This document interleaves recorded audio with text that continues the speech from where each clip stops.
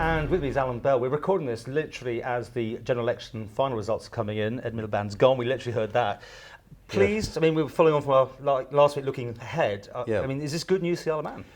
Well, I think there's 2 points here, really. The whole outcome of last night completely flies in the face of all the predictions and the poll forecasts we had right up to the night before, really. So that will make a lot of people think about the accuracy of some of these polls.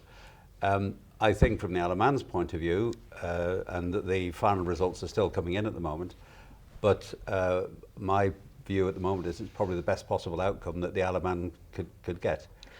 They were both going for the offshores, but Conservatives were more requesting information and things like that. Their tone was slightly one down from the Labour who were demanding it. Yes, but you also need to understand that the Tories are a coalition with the Lib Dems, and we have people like Danny Alexander and Vince Cable driving the anti-offshore agenda in the Tory party.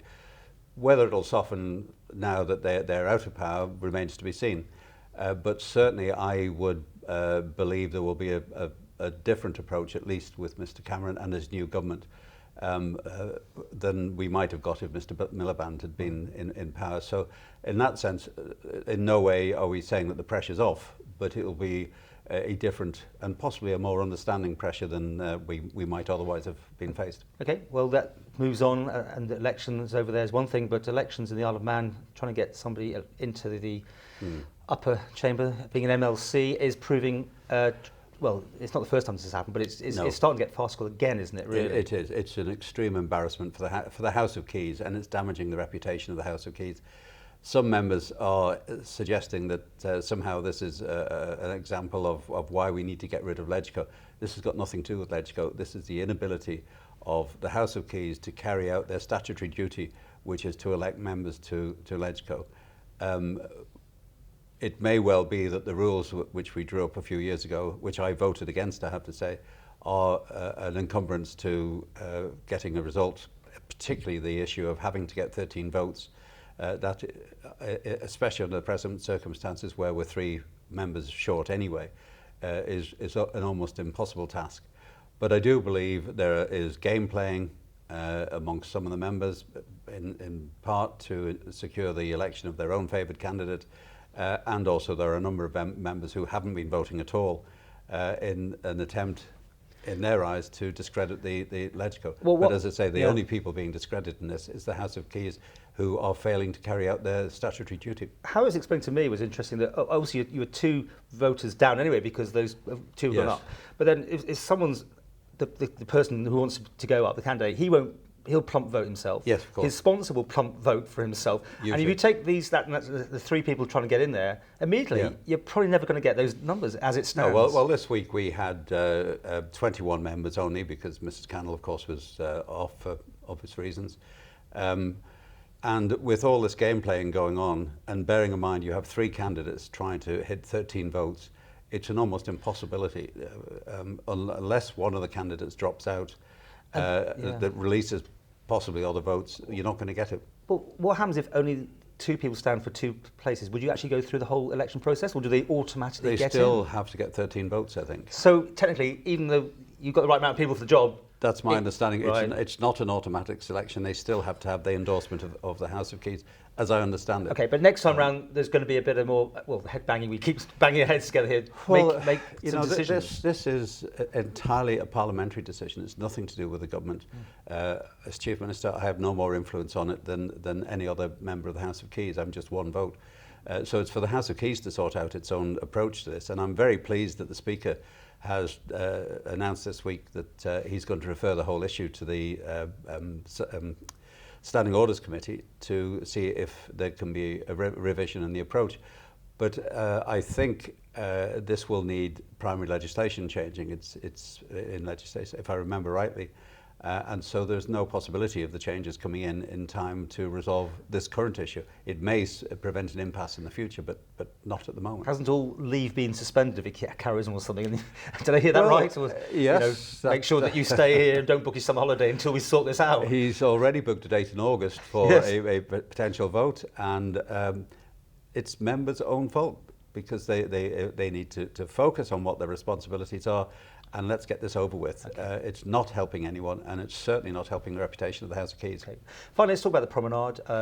It's been big news this week. In fact, it is our most popular video, which is not a surprise to me, because anything involving that and the horse trams is everyone's got an interest in it. Your thoughts on what's been put forward? Well, this is an extension or a continuation, really, of the regeneration work that's been going on in Douglas now for quite some time. As I've said on many occasions, Douglas, the appearance of Douglas has been roundly criticised by many, many people over the years because who want to invest here, want to bring their business here. We are starting to make some headway. We have lost business, there's no question about that, because of the appearance. I'm more interested this radical look, though. What, do you go with it? Because it's minimalistic and roundels and no roundabouts. Yes, it's certainly different. It's an attempt to make the whole area more user-friendly for pedestrians. The work is long overdue, because the whole stretch is becoming dangerous even for vehicles, let alone pedestrians. But I think a lot of thought has gone into it. This type of scheme has been successful in other places. I think it started in Holland. It's been rolled out in London and the south of England, very, very busy areas. That seems to work very well. Even in Ramsey to some degree, that little area just up by the courthouse, which has a raised bit, makes people slow down, I think, as well. It does. It's made a big difference in Ramsey. The whole scheme now is a lot more user-friendly. Cars do slow down, it's no doubt at all. It's had a big difference there, and therefore pedestrians are actually safer in the street than they were before. Are you relaxed about the price it's going to come in at? It is, well, it would appear to be on the high side, but you need to understand the ingredients in this. The argument that I've heard from many people, because this has been work that's been screaming to be carried out for years, why can't you just plane the surface, resurface it, and then just leave it at that? Ordinarily, that's what you do. That's what we do on most roads, and it is a much cheaper way of doing it. The problem we've got in the promenade is that the substructure is breaking up, and that there is a concrete substructure. The whole of the Peel promenade Road was also break up, but they managed that, but they did at a cost. Yes. But I think the promenade is even in a worse situation because obviously we have the ingress of sea water from time to time as well, which goes under the road. That hasn't helped. So it's not just a matter of resurfacing the promenade, you've actually got to rebuild the promenade, and that's where the cost comes. Now, I have said on many occasions, the era of the Isle of Man and Rolls-Royce projects is over. We've got to make sure we get absolute value for money out of it, and that's what the department will be looking for. £21 million is a projected cost at the moment, but it still has to go through Tynwald, it still has to get all the approvals. It's going to get diluted though, isn't it? And do you not think that it'll end up with pelican crossings where they're going for zebras and roundabouts instead of roundels? I do think that the scheme that they've got at the moment will ultimately get Tynwald approval. There will be obviously comment about the cost. I'm sure there is concern there. There is also, of course, still a debate which will rumble on about the position or otherwise of the horse trams, whether we should abandon them altogether now, or whether we should find another way of accommodating them. And your view? Do you have one? There's a cost. Well, it's for the people of Douglas. Diplomatic answer. Douglas Corporation, I understand, are behind it. It will cost somewhere between 3 or 4 million as part of that 21 million just for the horse trams. But it is a major feature of Douglas. It's been a long-term tourist attraction. If people feel that's still appropriate, then we will have to accommodate it. But overall, we have absolutely got to improve the environmental quality of the promenade. We have to make it safer for traffic. We certainly have to make it safer for pedestrians, and we have to improve the overall look of the town. It'll cost a lot of money, but if we get that right, together with the other regeneration work we've done in the retail area and around the sea terminal, Douglas will be a far more attractive proposition for future investors, for new business to come to, as well as improving the environment for our local people.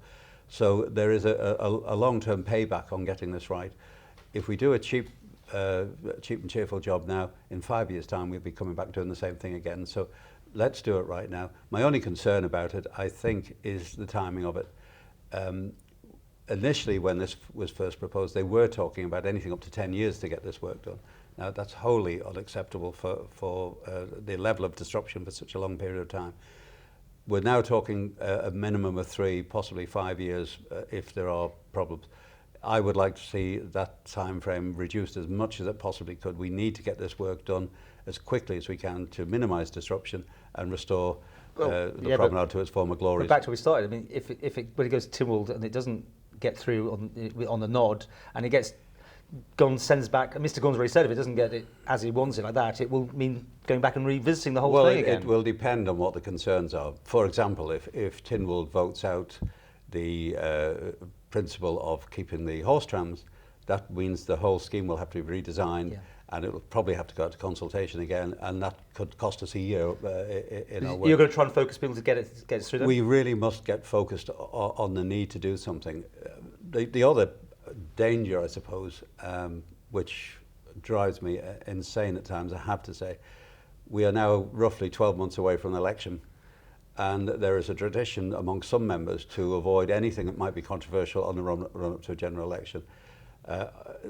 Previous administrations have tended to run out of steam in the last 12 months because of that. I believe passionately we have been elected to do a job for our people. We have a lot of challenges to deal with, and we need to be working flat out right up to the day of the election. And this is an important infrastructure development which absolutely has to be delivered for the people of Douglas, for the people of the island, and for the island's economy, and we must drive this forward. Okay. I wonder how long we'll be talking about this. Time will tell. Well, I'm sure you'll get an invitation to the opening when it's all finished.